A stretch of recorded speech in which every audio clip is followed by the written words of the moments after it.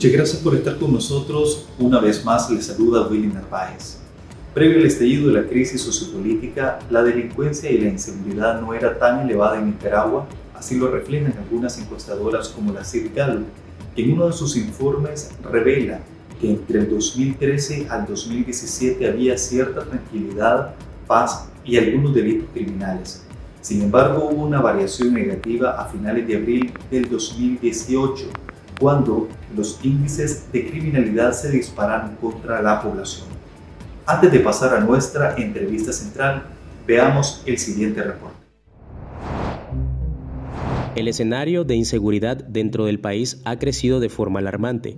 Los atracos, femicidios, narcotráfico y otro tipo de delitos de gravedad ocupan espacios noticiosos todo el tiempo.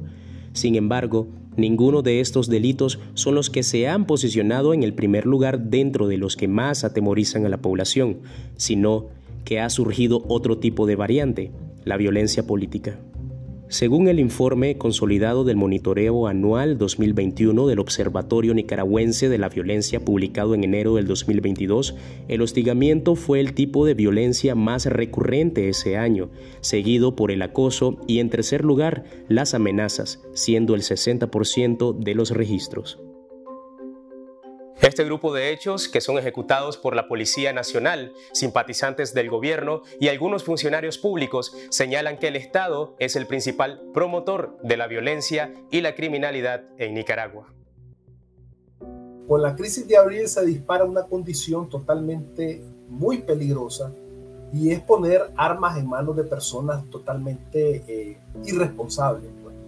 Creo que la dictadura incurrió en un delito muy grave, que en medio del problema sentirse aislada y sentirse que estaba perdiendo la gobernabilidad que tenía o su poder de poder controlar la población, en un acto desesperado, si ustedes se recuerdan, se fue a carretera Masaya y a varios puntos de la capital e irrumpió violentamente, o sea, robó, porque así se le puede llamar, robó de las armerías en aquel entonces en las calles, y se tomaron estos armamentos y comenzaron a distribuirlo dentro de sus afectos al gobierno. En relación al gasto público, el presupuesto de la policía a la orden de la familia Ortega Murillo se ha venido elevando durante los últimos 10 años. Según un artículo del medio regional Expediente Público, en 2012 se destinaba un 8.98% del erario público y en 2021 este porcentaje se elevó a 10.38%. A pesar que el régimen ha venido otorgando estos presupuestos generosos, todo indica que el principal enfoque de las autoridades castrenses es asegurar la permanencia del régimen, incluso permitiendo la operación de grupos armados al margen de la ley.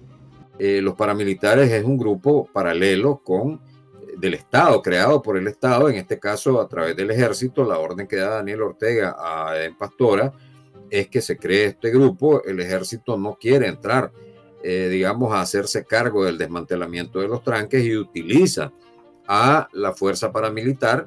Hay una cantidad enorme de oficiales de alta graduación que forman parte de las estructuras departamentales de los paramilitares. Tienen digamos, una estructura militar, tienen mandos militares, aunque estén en retiro, tienen armamento de guerra propio del ejército, que fue precisamente entregado por el ejército, y tienen una táctica totalmente militar. Las comunidades indígenas Miskito y Mayagna, pueblos originarios de la Reserva de Biosfera Bozaguas, otro sector de la población que también sufre los embates de la inseguridad y la violencia desatada, han sido desplazados por colonos que entran con ímpetu en esta zona para extraer oro, expandir las fronteras agrícolas y talar ilegal e indiscriminadamente varias hectáreas de bosques protegidos tanto por la Constitución Política como por la UNESCO. Muchas familias han sido expulsadas por estos invasores. Sin embargo, tanto el ejército y su batallón ecológico, al igual que el Estado, se hacen de la vista gorda ante la problemática y han sido acusados por organismos defensores de derechos humanos de estar confabulados con estos grupos. También se ha señalado en el caso de la costa Caribe el hecho de que probablemente el ejército de Nicaragua esté involucrado en los negocios de alba forestal que tiene que ver con toda la extracción de recursos naturales. Y eso pues ha sido señalado en reiteradas ocasiones por las víctimas de la costa Caribe, que lo que sienten es que hay una complicidad entre la policía, el ejército, los parapoliciales, los consejos del poder ciudadano, que hay todo una operación, un tratamiento conjunto para ir avanzando en la invasión de territorios indígenas. El panorama es preocupante. El país ha sido llevado estrepitosamente a un ambiente de incertidumbre y de alta tensión social. Pero ¿qué puede hacer la población si el Estado también es generador de la problemática? Pero yo creo que el pueblo es el dueño de su propio destino. Y creo que el pueblo tiene las respuestas que vos me estás diciendo. Únicamente está en manos del pueblo liberarse de una dictadura del calibre de la dictadura orteguista.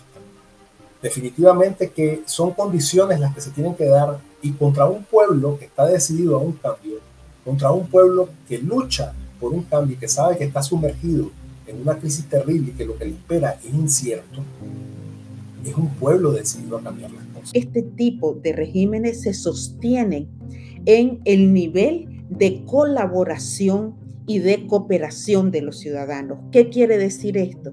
Que está en nuestras manos poder prácticamente desatendernos, dejar de apoyar, de colaborar, de cooperar, y en este sentido me estoy refiriendo a los policías de línea, a los soldados del ejército, a los funcionarios de Estado, a los trabajadores del Poder Judicial y a la misma población, porque esto tiene que estar clarísimo, que mientras no salgamos de esta dictadura, el país es inviable.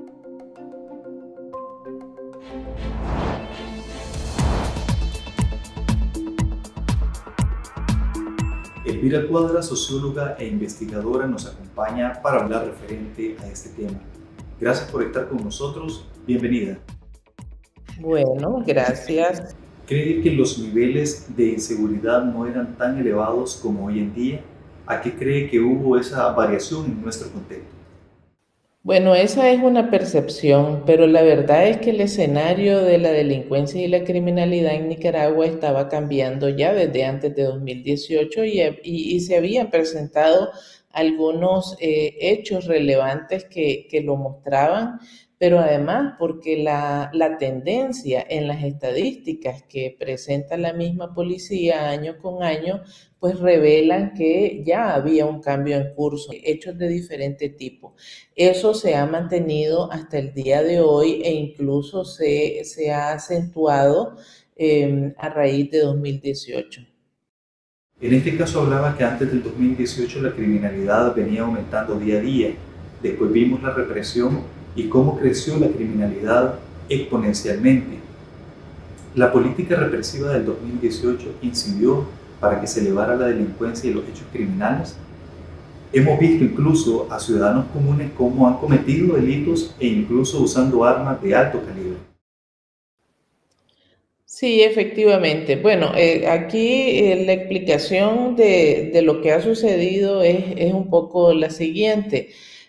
Antes de 2018, el escenario de la seguridad en Nicaragua, los hechos más comunes estaban vinculados con la delincuencia y la criminalidad común, valga la redundancia. En segundo lugar, estaba vinculado con actividades de crimen organizado, ¿verdad? En sus diferentes modalidades, pero particularmente narcotráfico.